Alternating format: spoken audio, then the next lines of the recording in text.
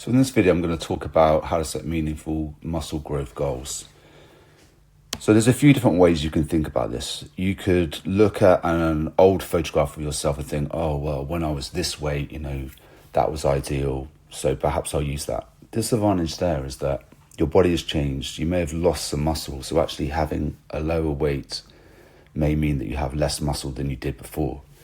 Another way is you could think, well, what about like this celebrity, this person? Thing with that is they don't have the same genetics as you, and you don't know if they're taking any performance enhancing drugs. Okay. Another one is BMI, so body mass index. So that is based on like a healthy weight range, but it doesn't account for muscle mass. It's just purely weight taken across like the demographics of a population, and it's just purely for like private and public health reasons that they do that. So another way of doing it is fat-free mass index, FFMI. Okay, so what that is that's the amount of muscle that you have in your body when you remove like the bones and the tissues and the fat and the water. And the good thing about this method is that it's unique, it's specific to you. What determines FFMI? Okay, so you've obviously got your genetics. So some people start with more muscle and they have the ability to grow and build muscle quickly and have a higher ceiling than others. Other, more slightly built people, like skinny people, will struggle to put it on and their ceiling will be lower. Then you've got the people who take performance enhancing drugs, which of course pretty much there's no ceiling there at all, which is why you see that the heavyweight bodybuilders getting bigger and bigger and bigger versus what they used to be like in like the 80s and 90s. And then your sematotype, which also relates back to your genetics, which we'll talk about in a minute. So you'll be thinking, okay, well, right, so this in mind, how do I calculate my maximum FFMI, the rate of growth, and how long it will take? So if you're a beginner, you can expect to build between like 9 and 11 kilogram in your first year. Now your total mass over the lifetime of your training could be only 20. So you see that at the beginning, you basically get 50% of your gains. And let's say in the second year, you got another 5. That's now 75%. And that's why they say within the first 2-3 years, you get 75% of your gains. And then the final 25% is in the advanced years, which most people will never reach. Because this stage is so much easier. You just need to lift consistently with good intensity and have reasonably good nutrition.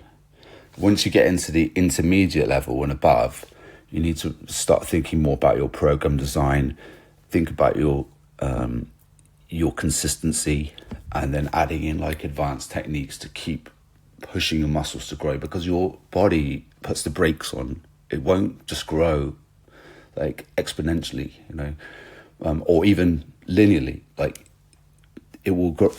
You will get the growth in the beginning, and then it will slow down a bit, and there might be peaks and troughs until you get to your maximum. This part here is the hard part. This is when your knowledge is what's the most important, and your ability to track what you've done and to be consistent with things, and to keep looking at how can I improve, where are my blind spots, what don't I know, and keep working on it.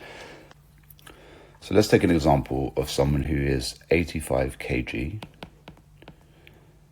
and they're 193 centimeters, which is 6 feet 4, okay, and they're 10% body fat.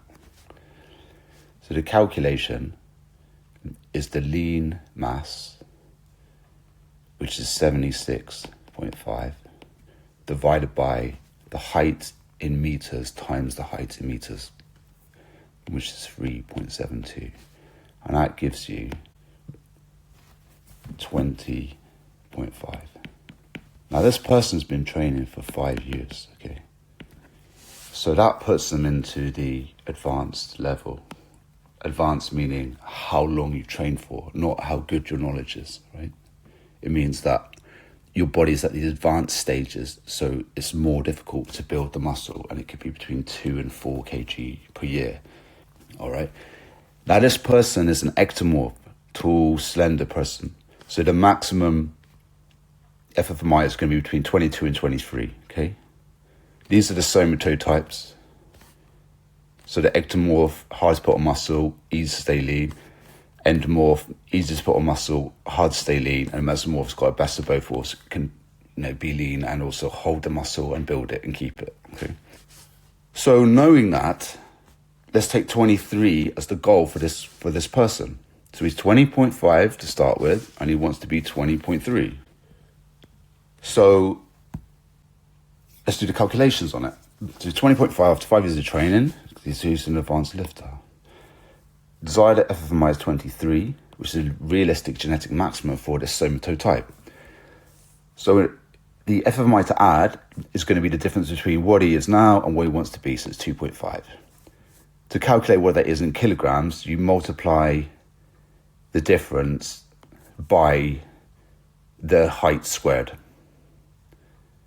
And that gives you 9.3. So as we saw before, that at the advanced level, you could add between 2 and 5. So let's take 2 as a conservative estimate per year. So in the first year, if he adds 2, he goes down to 7.3, 5.3, 3.3 in the third year, in the fourth year down to 1.3, and in the fifth year adds the final 1.35. So after the course of 5 years of training, from now, and he's already trained for 5 years, so for 10 years of training, he's got his 20 kilogram of muscle, roughly, and added 10 in the final stages. So you can see that this is a useful way of setting your goal, and you can determine how long it's going to take, rather than just blindly going in and saying, oh, I want to be 140 kilograms, which is impossible, and it will take me like 3 years and I'm not going to track anything. Okay, so with this, you can say, okay, well, in the first year, I'm going to add 2 kg. So let's have a look. Where am I after 3 months, after 6 months, after 9 months, 12 months?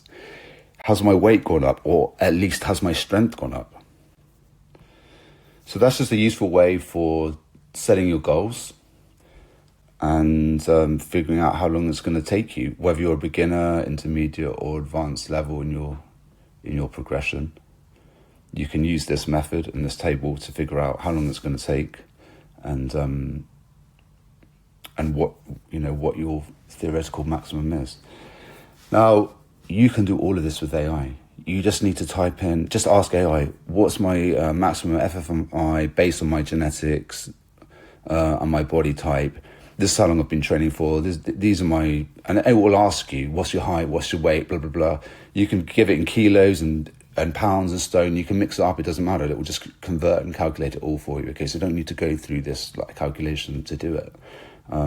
But I think it's worth doing this and then using it as a way of tracking your progress, and you'll be much happier when you know what your realistic goals are and expectations. That's all I've got for you. If you enjoyed it, like and subscribe, and I'll see you on the next one.